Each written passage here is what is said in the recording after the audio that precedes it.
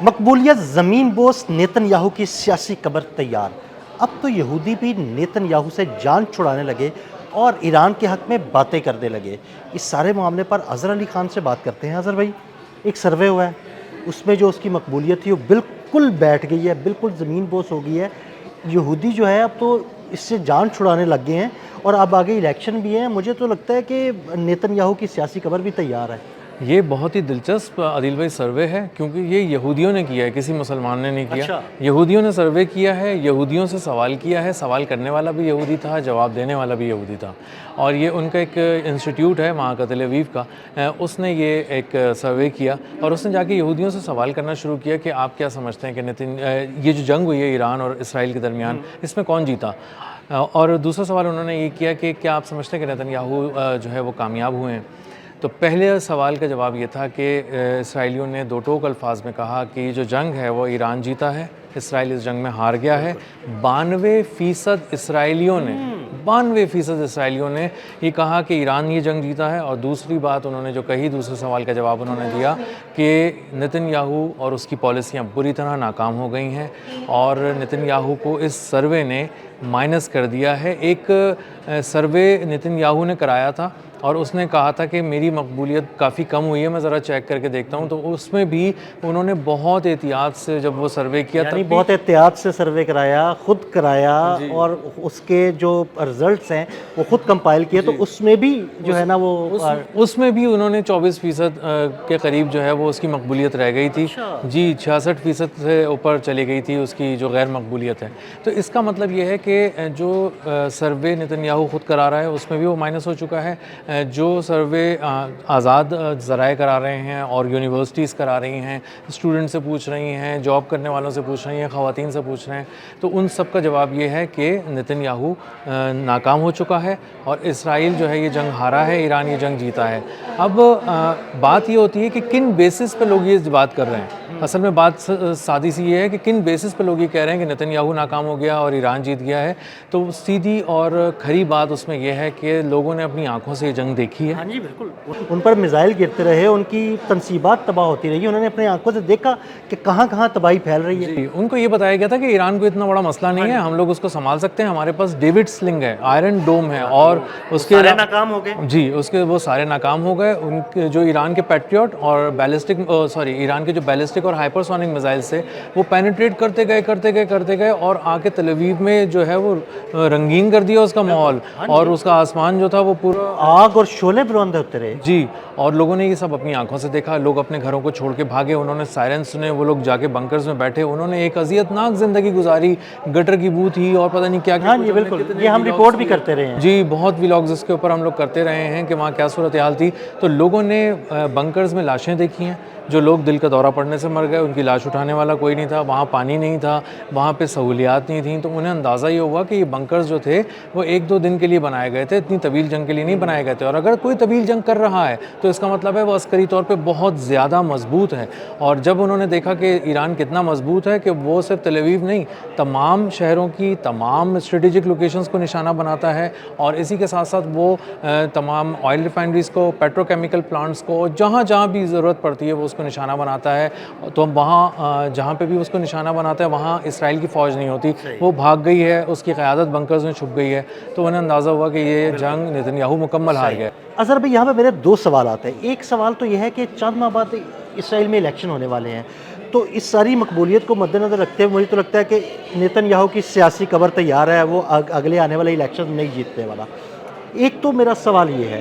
دوسرا میرا سوال یہ ہے کہ اب اس کے خلاف عدالتوں میں جو کیسز ہیں وہ چل رہے ہیں. اگر وہ الیکشن نہیں جیتتا، یہ جنگ ختم ہو جاتی ہے، تو اس کا مطلب ہے وہ جیل کی کال کوٹری میں چلا جائے گا. جی دیکھیں، جو آپ نے پہلا سوال کیا ہے نا اس کی مقبولیت کے حوالے سے کہ وہ ہارے گا یا جیتے گا الیکشنز میں، اس کے بارے میں جو سابق وزیر اعظم ہے اسرائیل کا اہود اولمرٹ، ہاں جی بالکل، اس نے کھل کر کہا ہے کہ اس پہ سنگ باری ہوگی، پتھر برسیں گے، اس کو سنسار کر دیں گے، لوگ اس کو لاٹھیوں سے ماریں گے، کرسی سے اتار دیں گے. اتنے اسرائیلی جو ہے نا وہ غصے میں ہے. جی وہ کہہ رہا ہے کہ یہ انتخابات تو چھوڑ دو، یہ ابھی تک اپنی کرسی کیوں نہیں چھوڑتا، یہ اترتا کیوں نہیں ہے. یہ اسرائیل کو جو ہم نے اتنی محنت سے ظلم کر کے لوگوں کو دبا کے بالکل ایک اسرائیل کا ایک بڑا امیج بنایا رہا تھا, بڑا اسرائیل تیار کر لیا تھا, اس جنگ میں وہ زمین بوس ہو گیا. زمین بوس ہو گیا. اسرائیلی پوری دنیا میں غیر محفوظ ہو گئے. اسرائیل کے اندر جو یہودی ہیں انہوں نے کہا کہ یہ ہمیں بڑی مشکل سے زمین کا ایک ٹکڑا ہم نے کسی طرح سے قبضہ کر کے حاصل کیا تھا, تو وہ بھی ہمارے ہاتھ سے جانے والا ہے.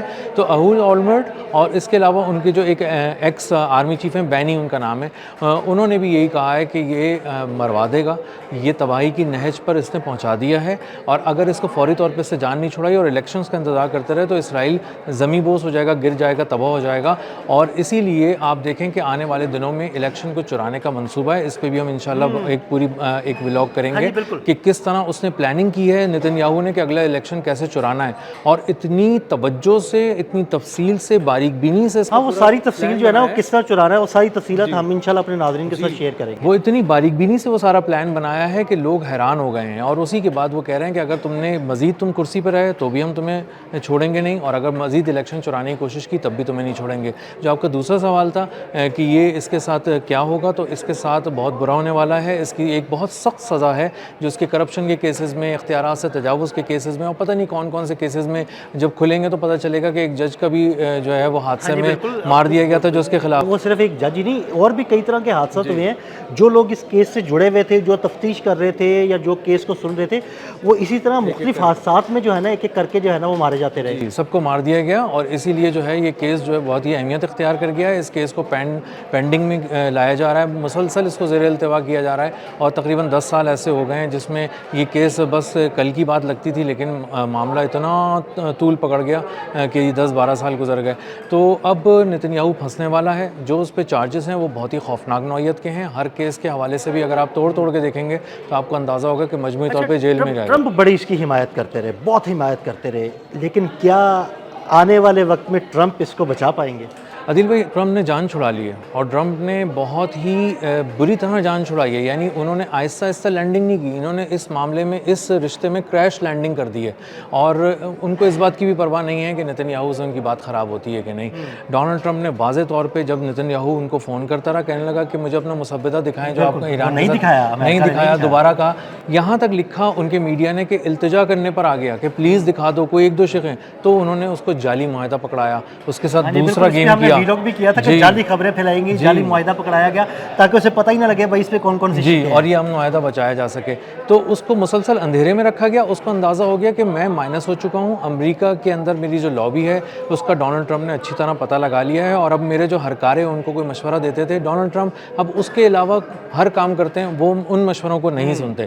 تو نتن یاہو جو ہے وہ اس کے ساتھ تعلقات اس حد تک خراب ہو گئے ہیں کہ اب اگر اس نے کسی کانفلکٹ میں جانے کی کوشش کی ایران کے ساتھ, لبنان کے ساتھ, یا کہیں پر بھی, تو امریکہ سے اس کو مار پڑے گی. ڈونلڈ ٹرمپ جو ہے وہ اس کا فون نہیں اٹھائیں گے.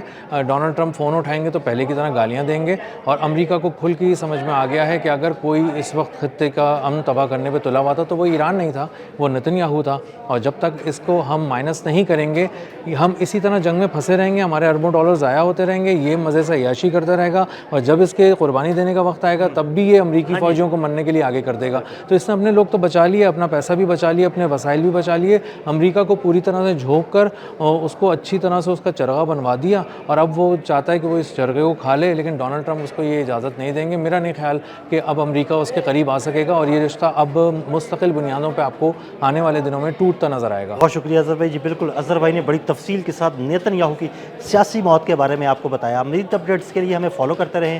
عدیل احمد اور اظہر علی خان کو اجازت دیجیے گا. اللہ حافظ.